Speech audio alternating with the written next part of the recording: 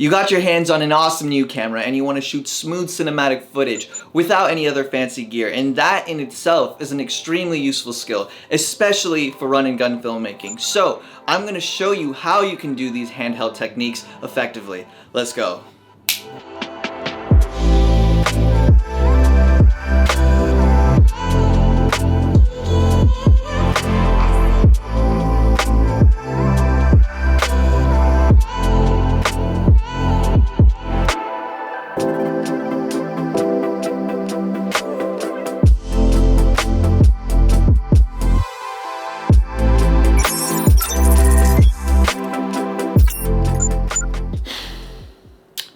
All of that handheld footage, but you still won't hold hands with me. Good job, Anush. Good job. Keep in mind that the techniques I mentioned in this video won't just work for your DSLR. They're gonna work for your iPhone, they're gonna work for your GoPro, they're gonna work for your drone. Or maybe not, who knows, you can test that out, and so forth and so on. Across the board, there's generally two particular use cases for handheld video. The first one is that you're actually trying to use the shakiness that comes with handheld footage to bring out some sort of feeling. Usually it's a little bit more action oriented and it makes you feel as if you're there with a person in the scene. The second use case is that you're trying to recreate the stability of a gimbal shot simply because you don't have a gimbal with you, and that's what we're gonna talk about in today's video. First things first, there are a few technicalities that you wanna keep in mind, and these are gonna go a long way when it comes to capturing handheld stable shots. If your camera or lens has in-body stabilization, go ahead and turn those on because those are gonna help with micro jitters that you can't control. The second thing that you wanna think about when it comes to shooting handheld is using a wider lens. I would recommend staying in between 24mm to 35mm.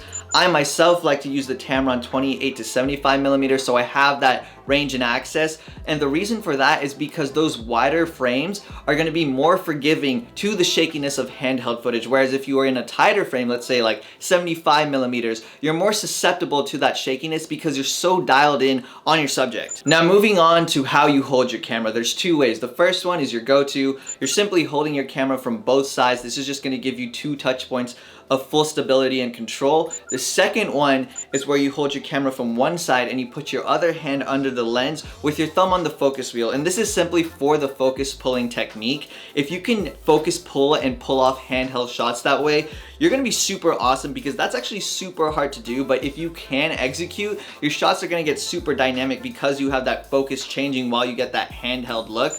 Whew.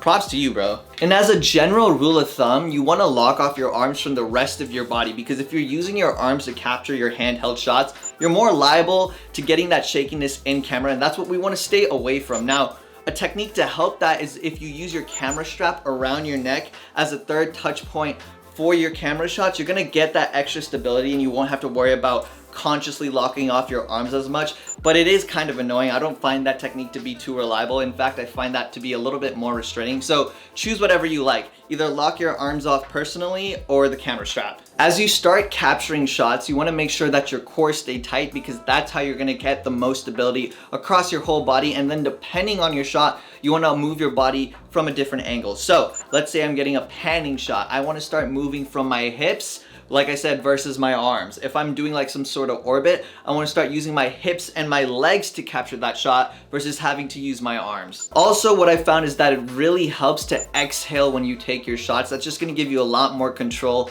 over your camera instead of breathing and then suddenly you get this natural breathing bounce in your footage. You don't want that. Now, everything that I just said is really good for stationary shots, but what about traveling shots where you have to walk a few feet or whatever?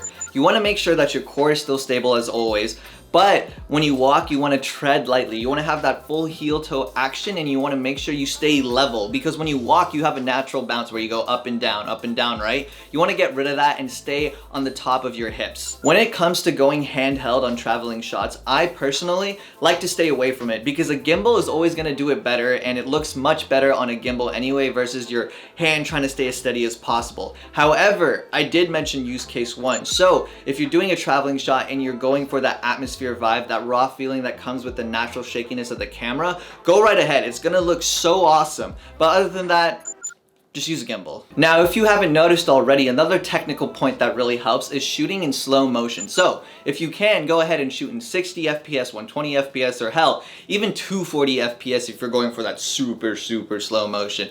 But the point is you're gonna go into the editing process and you're gonna throw on warp stabilizer, and that's just gonna stabilize your footage to the next level. I also wanted to share some useful tips when it comes to filming your shots. And the first one is that you should know the first frame of your shot as well as the end frame of your shot. If you're able to choreograph your shot, you'll know how long you actually have to stay stable for. And it's not the duration of the shot, it's to stay stable for longer than before the first frame and then after the last frame. And the reason for that is you won't be cutting off the edges of what could have been an ideal handheld shot. That might sound pretty obvious, but in the beginning when you're just learning these techniques, it's actually very difficult to capture stable handheld shots, especially if you're doing like the dynamic whips and whatever, all those creative movements. You want to make sure that you take your time and you keep repeating the action until you get the shot that you want.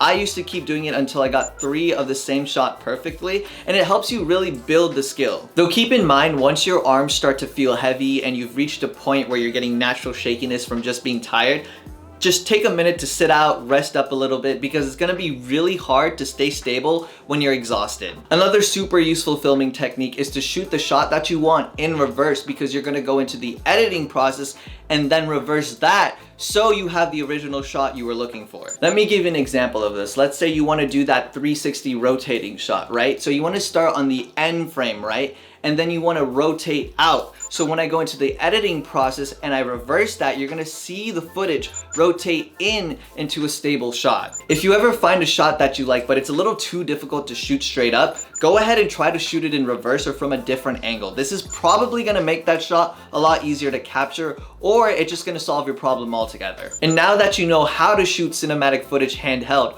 go ahead and check out this video right here, and that's gonna show you how you can add more elements to your footage so you can capture even more visually pleasing images.